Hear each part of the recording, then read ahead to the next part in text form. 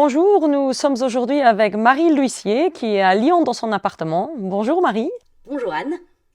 Donc Marie, tu es conteuse mathématicienne. C'est un boulot dont on n'entend pas souvent parler. Donc est-ce que tu peux nous un peu raconter ton parcours et comment tu as fini comme conteuse mathématicienne? En fait, ma formation, elle est d'abord mathématique, mais si je reviens avant mes études supérieures, en fait, quand j'étais adolescente, ce que j'aimais par-dessus tout, c'était lire. Et donc, j'étais assez persuadée en arrivant au lycée que je ferais des études littéraires. Et puis, j'ai eu un coup de cœur pour les maths en seconde, donc en début de lycée, qui s'est poursuivi tout le lycée. Et du coup, au moment de choisir mon orientation dans le supérieur, donc finalement j'ai fait un bac scientifique et je savais pas trop ce que je voulais faire. Il y avait plein de choses que j'aimais, je savais pas ce que je voulais faire comme métier, pas du tout. Et ce qui m'a un peu décidé, c'est l'idée que les maths, si je continuais pas à les étudier, eh ben je continuerais pas du tout. C'est-à-dire que quand on aime la littérature, bah même si on l'étudie pas, on peut quand même lire sur son temps libre. Faire des maths tout seul, sans formation supérieure, c'est super dur. Et donc voilà, donc c'est un peu juste. Je sais que j'aime les maths, je sais pas ce que je veux faire avec, mais j'aime bien les maths, donc je vais continuer. Et du coup, j'ai fait des études de maths, une licence, puis un master, puis un doctorat. Et puis au fur et à mesure, je me suis rendu compte que ce qui m'intéressait le plus, c'était vraiment de partager les maths. J'aimais qu'on me raconte des maths et j'aimais raconter, partager.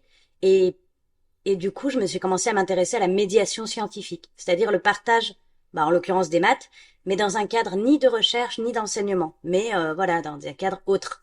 Et donc j'ai fait plein de projets et bah quand j'ai commencé à vouloir faire des projets pour des enfants, parce que les contes au début c'était plutôt pour des enfants, et bah je me suis assez naturellement tournée vers l'histoire et ça m'a plu et j'ai eu des bons retours et donc j'en ai écrit d'autres et puis petit à petit le projet s'est étoffé et plus il s'étoffait et plus je me rendais compte que c'était vraiment ça que j'aimais bien et que visiblement il y avait une possibilité de voilà de professionnaliser ça, d'en faire un métier.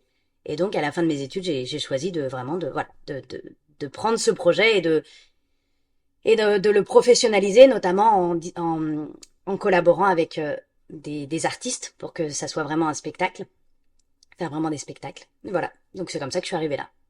Ok. Et donc, mais pourquoi en particulier les histoires? Parce que je pense que les histoires, c'est un médium très intéressant. Ça permet vraiment de donner du sens d'une manière qui est très particulière. Et quand on raconte, quand on écoute une histoire, il y a les choses qui se mettent en place. On a un intérêt pour ce qu'on nous raconte qui vient de l'histoire et pas forcément de le. Enfin, je sais pas. Par exemple, moi, je sais pas. Tu peux me donner un sujet qui m'intéresse pas particulièrement, mais si tu me racontes une histoire avec un personnage qui est passionné par ce truc et il lui arrive des choses, etc. Ben, le temps de l'histoire, je vais m'intéresser à ça parce que c'est une histoire, parce qu'il y a des personnages auxquels je m'identifie et j'ai envie que ça marche, etc. Les histoires, c'est une manière super puissante de mettre du sens, de raconter des choses. Et voilà. Et donc, je pense que il y a très peu d'histoires autour des maths parce que c'est pas facile et parce que ça va pas spontanément très bien ensemble. Mais c'est une manière de partager les maths très particulière qui a des intérêts très spécifiques. Et donc, dans ta vie de tous les jours, qu'est-ce que tu écris des histoires, tu crées des histoires, tu racontes des histoires, tu fais des spectacles. Qu'est-ce que tu fais exactement? Ah bah dans ma vie de tous les jours, bah déjà je raconte beaucoup. Donc une grande partie de mon activité, c'est de me déplacer dans les collèges, les écoles, même voilà les établissements scolaires et puis les bibliothèques, les festivals, etc. pour raconter des histoires, puis faire des ateliers, etc.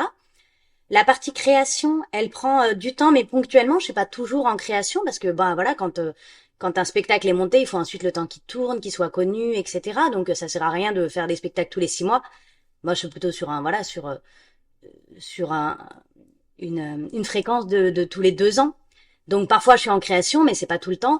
Et puis il y a en fait dans mon quotidien il y a aussi beaucoup d'organisation parce que tous ces déplacements, toutes ces interventions, bah il faut les organiser. Donc voilà, il y a beaucoup d'organisation et de communication. Et si je te demande, si tu devais choisir entre histoire ou mathématiques, c'est quoi la vraie passion? Ah je choisis pas. Non, c'est vraiment très différent. En fait, je sais pas si on peut parler de passion, mais moi, j'ai toujours aimé les contes et puis plus généralement l'univers du théâtre jeune public, les marionnettes, etc. C'est toujours quelque chose qui m'a toujours beaucoup parlé, où voilà, je trouve ça beau, ça me plaît, etc. Donc c'est vraiment une manière de transmettre, créer voilà un univers qui me plaît. Et les maths, ça m'a plus passionnée parce que vraiment, je trouve ça super intéressant. Il y a la manière dont ça nous fait réfléchir, tout ce qu'il y a à apprendre, à découvrir, à mettre en lien, etc. Donc, si on parle de passion, ça serait peut-être plus les maths. Mais la manière dont j'ai envie de parler des maths, j'ai pas forcément envie de, voilà, de faire des ateliers, des trucs de recherche, etc., des conférences. C'est vraiment voilà, un univers qui me plaît depuis toujours, le conte. Comment est-ce qu'on peut s'imaginer la création d'un tel conte? Comment tu procèdes? Quels aspects sont importants pour toi? Bah, si je veux qu'il y ait des maths dans mes contes, il faut que je commence par ça. Donc, je commence toujours par un objet mathématique. Je sais que je veux raconter un conte sur cet objet. Et éventuellement une figure, une personne qui a existé dans l'histoire des maths et dont j'ai envie de m'inspirer, prendre des éléments de sa vie pour en faire pour mon personnage principal. Et donc, cet objet mathématique, eh ben, il va falloir qu'il s'incarne. On fait pas, enfin, moi, j'ai pas envie de faire des histoires sur des choses abstraites. Donc, il va falloir qu'il devienne un vrai objet du monde réel. Par exemple, il y a un objet mathématique dans un de mes contes, c'est une clé. Les autres, c'est des taillissements protecteurs. Enfin bref, voilà, il faut que ça devienne un vrai objet physique et qu'il y ait une action avec cet objet.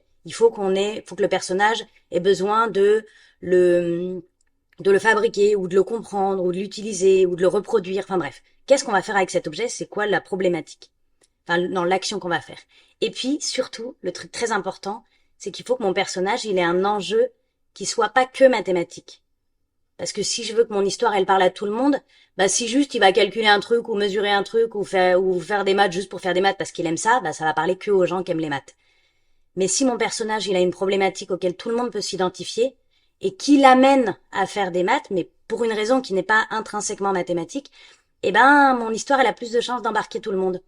Donc voilà, donc mon point de départ, c'est une action mathématique et une problématique, un enjeu pour un personnage de pourquoi il va devoir faire cette action. Quel est l'enjeu plus important qui va l'amener à faire ça?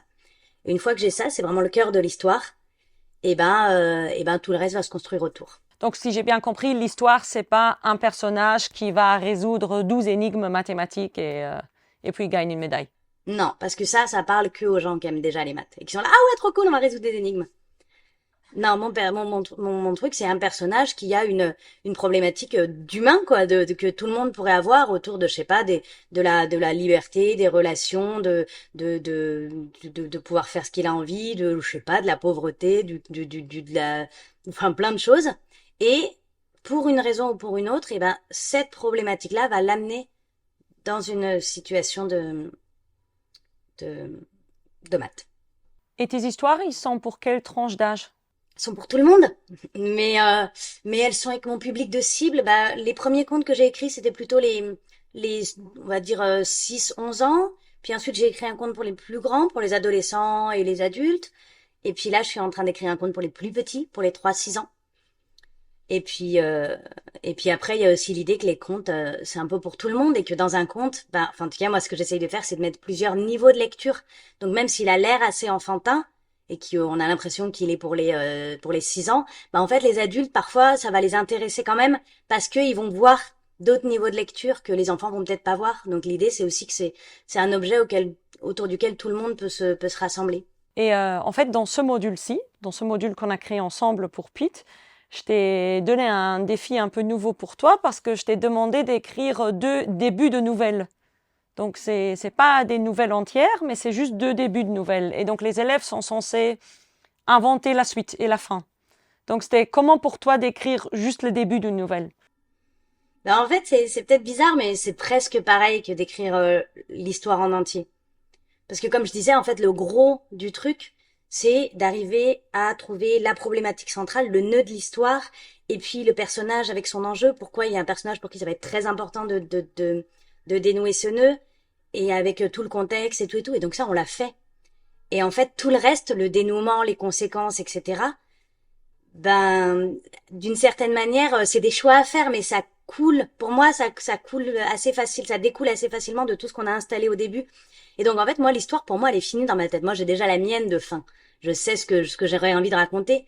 Et voilà, et c'est même presque plus de la construction. Voilà, on est sur la pente descendante et on va choisir est-ce qu'on tourne à droite, à gauche, on va tourner à droite, à gauche.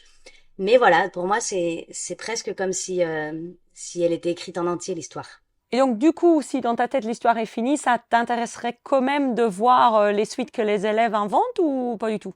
Bah oui, évidemment. Pour deux raisons, en fait. Déjà parce que quand on a euh, créé quelque chose, c'est vachement intéressant de voir comment les gens le prennent, se l'approprient, voilà, le transforment, etc. Et que justement, s'ils font des choses différentes de ce que moi j'aurais imaginé, c'est d'autant plus intéressant. Donc ça, c'est pour l'histoire vraiment. Et puis surtout, moi, la raison pour laquelle ce projet m'intéresse, c'est que je me pose la question. Enfin, moi, j'écris des contes parce que j'ai des choses à raconter sur les maths, mais je pense que c'est aussi intéressant que les jeunes écrivent sur les maths. Parce que, voilà, parce que eux aussi, ils ont des choses à raconter sur les maths. Pas forcément qu'ils connaissent beaucoup de maths, mais ils ont leur propre relation aux maths. Est-ce que leurs émotions par rapport aux maths?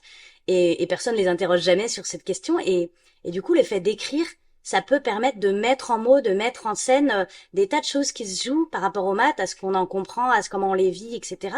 Et voilà, et je me pose un peu la question de est-ce que c'est intéressant et en quoi c'est intéressant de proposer aux élèves de un peu tous âges et tous niveaux d'écrire sur les maths et qu'est-ce qui va en sortir. Voilà, ça m'intéresse vraiment de savoir qu'est-ce que ça va donner et qu'est-ce que les jeunes ont à dire sur les maths. Oui, c'est en fait exactement pour ça qu'on a lancé ce projet, parce que c'est censé être un projet interdisciplinaire entre le cours de français et le cours de maths. Donc, ils doivent réfléchir sur les maths, mais écrire, faire vraiment en quelque sorte une narration de recherche. Donc, écrire les maths, un truc qu'ils font presque jamais dans le cours de maths. Oui, puis il n'y a pas que écrire des maths. Enfin, les personnages qu'on a créés, ils ont des émotions très fortes qui sont liées au fait de réussir à traiter ce problème, qui est pas juste avoir une bonne note ou avoir une mauvaise note. Il y en a une pour qui c'est une question de vie ou de mort. Et donc le fait de pouvoir aussi écrire d'un point de vue émotionnel sur la résolution d'un problème de maths, c'est peut-être une opportunité. Je sais pas si les jeunes vont s'en saisir, mais voilà, ça, je serais curieuse de savoir est-ce que c'est une opportunité intéressante pour eux de pouvoir écrire là-dessus, enfin sous cette forme. Oui, c'est exactement aussi mon opinion. Et donc, du coup, on peut en retenir que les enseignants, s'ils font ce module avec leurs élèves, ils peuvent m'envoyer les suites que les élèves inventent ou les envoyer directement à toi. Oui, moi je suis demandeuse en tout cas, j'aimerais bien. J'aimerais bien avoir les suites. Donc s'ils te les envoient à toi, il faut que tu me les transmettes. Ça va être fait, t'inquiète. Et sinon, pour finir, j'aimerais bien revenir sur ton parcours un peu particulier, qui est quand même un peu hors du commun. Et j'aimerais bien savoir, toi qui as eu un parcours un peu différent, est-ce que tu as un conseil à donner aux jeunes élèves qui regardent peut-être cette vidéo et qui ne sont pas très décidés sur leur futur ou qui ne savent pas très bien dans quel sens, dans quelle voie s'orienter? Moi j'ai un conseil qu'on m'a donné qui m'a bien servi. Après j'espère que c'est un bon conseil en général, mais j'ai quand même envie de le dire. C'est que c'est qu'il existe des passerelles. Que c'est pas parce que on a décidé un jour, on a pris une décision, qu'ensuite on est bloqué sur une autoroute et qu'on peut plus changer. Et qu'en fait, le monde professionnel, il est quand même vachement ouvert, souple. Enfin, que en fait, entre ce qu'on a appris, que les opportunités qu'on a, ce qu'on aime et la manière dont on travaille, etc. Je pense qu'il y a plein de manières d'adapter, de changer de direction, de réutiliser des choses, etc. Pour vraiment, ouais, pour vraiment tracer le chemin qui nous convient. Voilà, moi j'ai envie d'y croire en tout cas. Qu'il existe des chemins de traverse, qu'il existe des passerelles, qu'il existe des possibilités de s'adapter. Bah, moi, je trouve que c'est un joli conseil et je trouve que c'est un bon mot de fin. Merci beaucoup. Merci Marie d'avoir été avec nous aujourd'hui. Et donc à tous les enseignants qui nous regardent, vous l'avez entendu, les suites des histoires nous intéressent. Donc si vous faites ce module avec vos élèves, envoyez-nous les suites.